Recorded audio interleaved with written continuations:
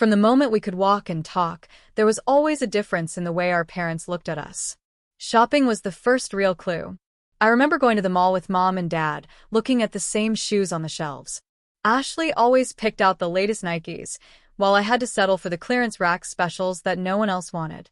When it came to toys, she got the authentic Barbie dolls, and I got the knockoffs, those cheap ones from the dollar store. The disparity wasn't just in material things, it was in the way they treated us. It wasn't just the clothes and toys, it was the way they saw us. I remember our childhood photos, Mom's smile wide, and Ashley's dress always perfectly pressed, front and center. Meanwhile, I was somewhere in the background, in whatever had been on sale at Target. I looked like an afterthought in my own family's portraits. There was always a longing, a desperate desire for them to see me as they saw her. But they never did. When we started school, I thought maybe, just maybe, things would be different. I imagined that once we had teachers and classmates, maybe my parents would see us equally. But, as always, those hopes were dashed. I stood next to Ashley that first morning, both of us in identical uniforms, and yet, when Mom called out to us, her gaze always landed on Ashley. "Ashley, honey, tilt your head a little to the right. Perfect." Even when we looked the same, Ashley still shone brighter in their eyes. The ache in my chest returned like an old, familiar wound. Every day after school, the same routine played out. Mom's silver SUV would pull up to the curb, and I could already feel that familiar twist in my stomach. The tension was always in the air, like a cruel reminder that I wasn't the one they were focused on. It was always Ashley who got the extra attention, Ashley who was the one they called for. I tried everything I could to get their attention, pouring myself into my schoolwork. Maybe, just maybe, if I brought home perfect grades, they'd finally see me. I sat at the kitchen table for hours, methodically working through my math problems, practicing my spelling words, reading ahead in our textbooks. The house would be quiet, the silence broken only by the occasional hum of the refrigerator or the sound of the garage door opening. And then it would begin. Ashley's voice floating through the house, chattering about her latest achievement. "Mom, I got an A+ on my history test," she'd call out, holding up her paper with a triumphant grin. "That's nice, dear," Mom would reply distractedly, not even looking at me as she continued to help Ashley unpack her dance bag. I had tried everything. Every perfect score, every teacher's praise, every gold star. It was never enough. No matter how much I achieved, I was always second in their eyes. But then came the night that changed everything. I was 12, heading to the kitchen for a glass of water after finishing my homework when I overheard their voices drifting up from the den. Normally, I'd ignore their late-night conversations, but something compelled me to stop. I heard Dad's heavy voice, filled with something I couldn't quite place. "Sometimes I wonder if we made a mistake," Dad said. "What do you mean?" Mom responded. "Having twins. Ashley would have been enough.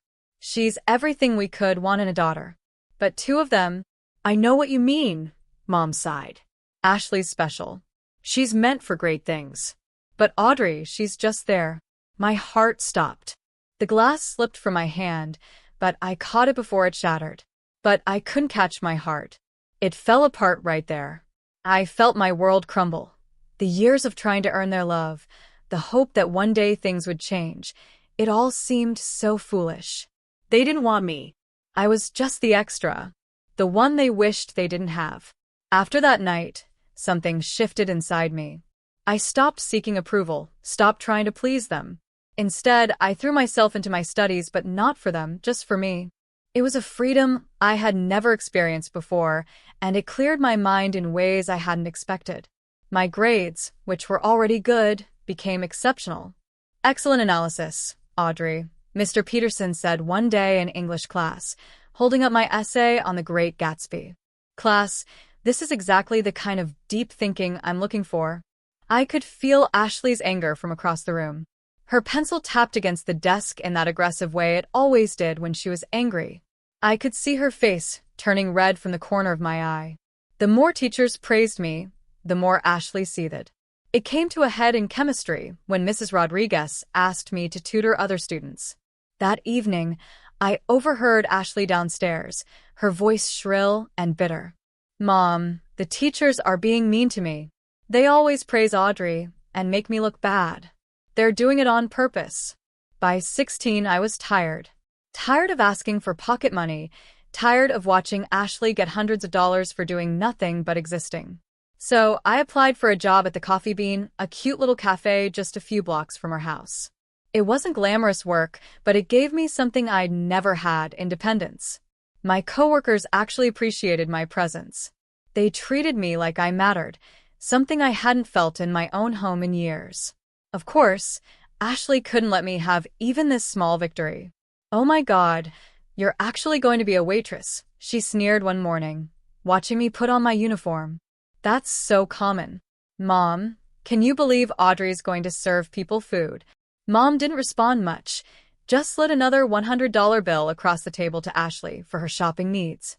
That's when it hit me again, like a slap across the face. I remembered a phone conversation I had overheard years ago. Mom had been yelling at her parents, saying, "I don't want anything to do with you anymore. You're embarrassing with your tiny house and your budget clothes. I've moved up in the world." She had been talking to my grandparents, who I'd never met, because, according to Mom, they weren't good enough for her new life. That evening, while Mom and Ashley were off on another shopping spree, I decided to take a chance. I snuck into Mom's home office, flipping through her address book. Under the section labeled D for Do Not Contact, I found it, an address in the older part of town. I didn't hesitate. The next day, instead of heading to my afternoon shift at the cafe, I boarded a bus and made my way to a small blue house with a well-tended garden. My heart raced with anticipation. As I walked up the path, I had no idea what to expect, but I knew I had to try. I knocked on the door, and when it swung open, an elderly couple stood before me. The woman had gray hair tied back in a neat bun, and the man wore wire-rimmed glasses. They stared at me in confusion until I spoke. "Hi, I'm Audrey Matthews. I think you're my grandparents." Their jaws dropped simultaneously. My grandmother put her hand to her mouth. "Oh my God, Frank, it's really her." They invited me in, and soon I was sitting in their cozy living room, drinking tea from delicate cups while they couldn't stop staring at me. "You look just like your mother did at your age," my grandmother said softly, before adding, "before she changed." That first visit turned into many more. I tell my parents I was working extra shifts at the cafe, but instead, I spent hours with my grandparents, bringing them pastries and cookies from work. They were wonderful listeners, genuinely interested in my life, my studies, and my dreams. For the first time in my life, I felt seen. Graduation day arrived, and the ceremony was, as expected, all about Ashley. When they called my name as valedictorian, my parents barely clapped. But when Ashley walked across the stage, they hooted and hollered like she had just won an Olympic medal. I should have been prepared for the next day, but somehow, they still managed to shock me. "Girls, we have exciting news," Mom announced at breakfast, practically bouncing in her seat. "We're celebrating graduation in Hawaii." For a moment, my heart lifted. Maybe, just maybe, this time, I could be included.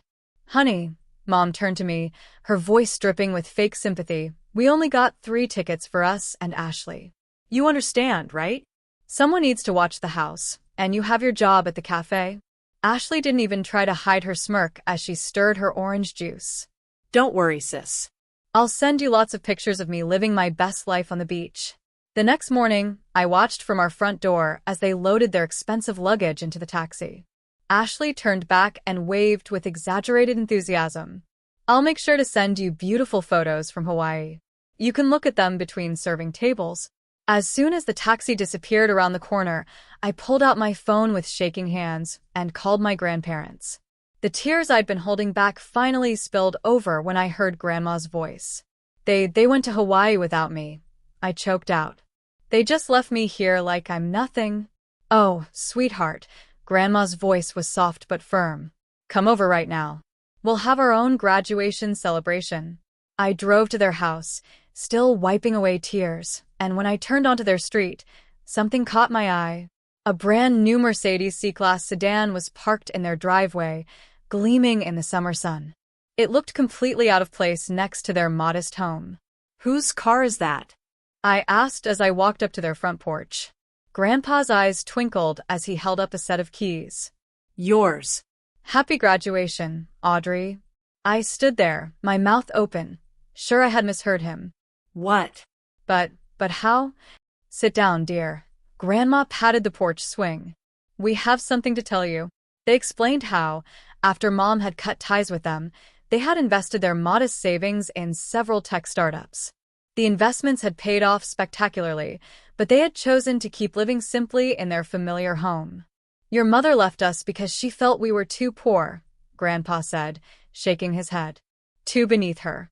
The irony is, we're probably wealthier than she is now. We just don't feel the need to show it off. We've been waiting for the right moment to help you, Grandma added, smiling warmly. And this seemed perfect. I hugged them both, overwhelmed by their generosity and love. They ushered me inside, where they had prepared a beautiful graduation lunch, lasagna, garlic bread, and all the trimmings. They asked about my college plans, and I proudly told them I got accepted to Princeton with a full academic scholarship. I start in the fall. Their faces lit up with genuine joy, so different from my parents' lukewarm reaction when I had told them. That's wonderful, Grandma exclaimed. But what about housing? The scholarship covers that, I said. Well, I was planning to live in the dorms. Nonsense. Grandpa cut in. We'll get you a nice apartment near campus, something safe and comfortable where you can focus on your studies. Just then my phone buzzed. It was Ashley, sending a photo of herself lounging on a Hawaiian beach with a caption, "Wish you were here." Not. I looked at the message, then at my grandparents' faces, and then at the keys to my new car sitting next to my plate. For the first time in my life, I didn't feel like the lesser twin. Mom's hand trembled as she pulled out her phone, her French manicure catching the sunlight. She didn't even bother with pleasantries when Grandma answered, putting the phone on speaker without realizing it. Where did you get the money for that car? Mom demanded, her voice echoing through the front yard. I could hear Grandma's voice, calm and slightly amused through the phone. Oh, hello to you too, dear. Enjoying your expensive vacation? I saw all the lovely photos Ashley posted. The Royal Hawaiian Hotel looks lovely this time of year. Don't change the subject. Mom snapped. How could you afford to buy Audrey a Mercedes? Grandma's voice dripped with satisfaction. Well, sweetheart, it seems you underestimated us. Those embarrassing parents you were so ashamed of, we're quite comfortable now. More than comfortable, actually. We're rich. Mom's entire demeanor shifted instantly, her voice becoming syrupy sweet. Mom, I've been thinking. Maybe it's time we put the past behind us. Family is so important after all. Is it? Grandma's voice was cool. Of course, Mom replied quickly, her eyes darting to Ashley, who was already prancing toward the Mercedes. And speaking of family, you have another granddaughter who would love to get to know you. She could really use a nice car too. Maybe even something a little more special. Grandpa's laugh crackled through the speaker. You mean the granddaughter you just took to Hawaii while leaving Audrey alone? That granddaughter's? Mom's face flushed. That's not. She paused, struggling for words. Look, as grandparents, you should treat the girls equally. They're the same age after all. It's only fair they get the same gifts. Grandma's voice turned sharp. That's rich coming from you, Linda. Parents should love their children equally, too. But that hasn't been the case in your household, has it? The line went dead. Mom stared at her phone for a moment before turning to me, her expression hardening. Audrey, you need to give that car to your sister? Excuse me? I couldn't believe what I was hearing. Ashley needs a good car for college. Dad jumped in, his tone stern. She got accepted to State University. She needs reliable transportation. You're just working at that cafe. You don't need anything this fancy. Ashley was already walking toward the Mercedes, her hand outstretched. Give me the keys, sis. You know I'll look better driving it anyway. I laughed, unable to stop myself. The sheer audacity of it all was just too much.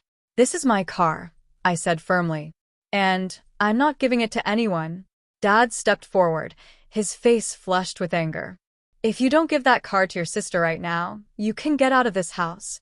Funny you should say that, I said, walking toward the Mercedes. I popped the trunk, revealing my packed suitcases and boxes. I'm ready to leave.